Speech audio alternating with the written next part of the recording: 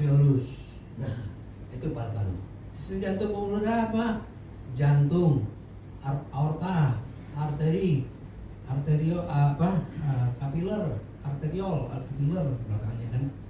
Balik lagi ke venula, vena dan seterusnya sampai ke jantung lagi. Jadi dari jantung ke seluruh tubuh, jantung ke paru-paru, dari seluruh tubuh ke jantung, dari paru ke jantung. Itu sistem secara keseluruhan, pembuluh darah besar, pembuluh darah kecil semuanya menyatu menjadi sistem peredaran darah. Jadi semua itu saling menyatu tuh, kait-mengkait semuanya dengan sangat canggih banget gitu ya. Tidak ada satu makhluk pun yang bisa melakukan itu kecuali Tuhan.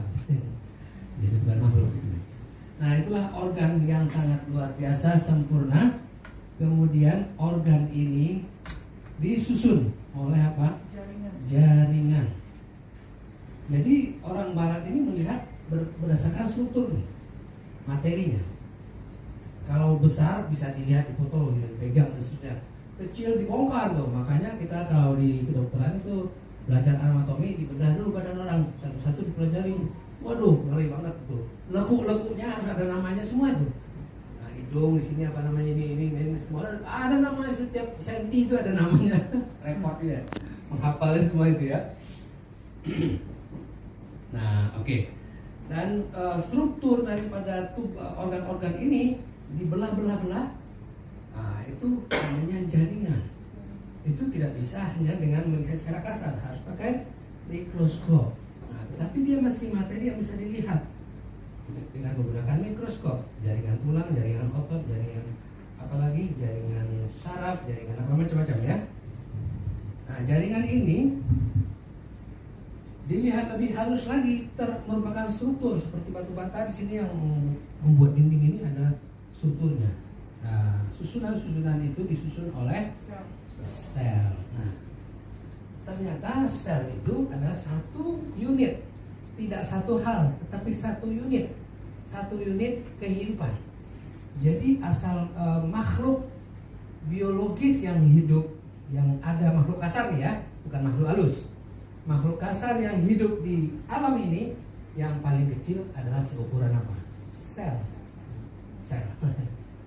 Nah, kita adalah terdiri daripada sel dan jumlah sel kita 1 triliun per kilo.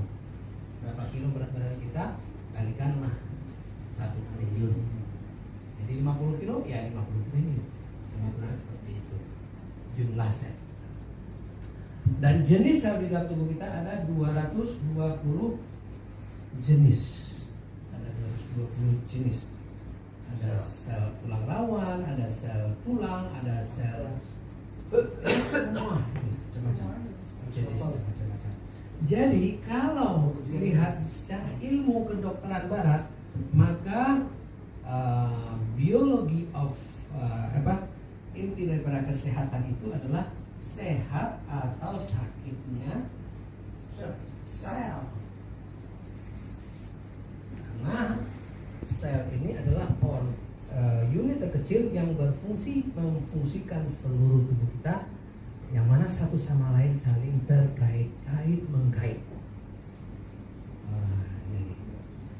Jadi itu dia. Kondisi sel tubuh yang menurut kerusakan sel akan menyebabkan tidak berfungsinya sistem dan organ tubuh. Jadi sudah sampai ke titik sel itulah yang menjadi basis atau fundamental daripada kesehatan modern. Tetapi kemudian makin lama makin dalam lagi, ternyata ke inti daripada sel itu lagi. Apa inti sel? Nah, di dalam inti sel itu ada DNA, ya kan? DNA. Nah, DNA lagi lebih rumit lagi ya kan? Bukan DNA ya. Intinya lagi di DNA. Nah, kalau di DNA, kalau sel ini masih bermacam-macam nih selnya.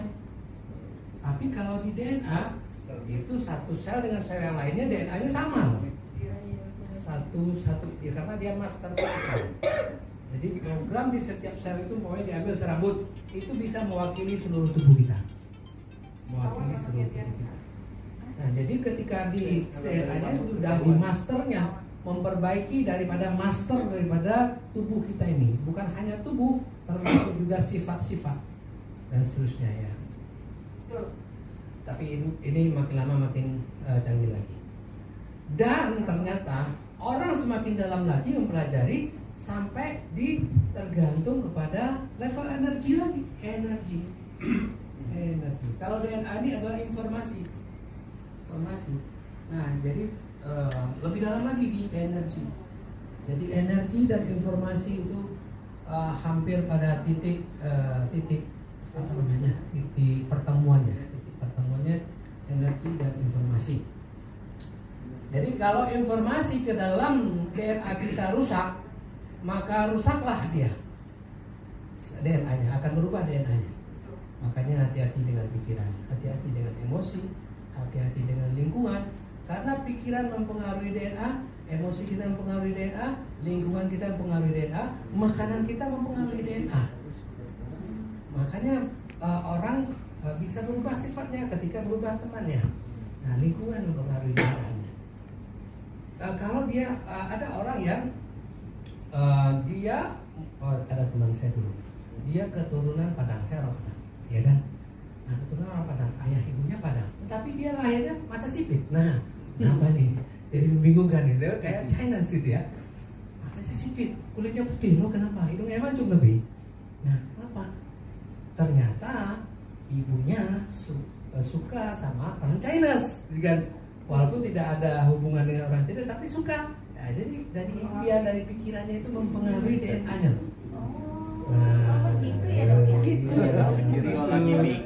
jadi kalau pengen anaknya ganteng ya pikirkan aja. Ya.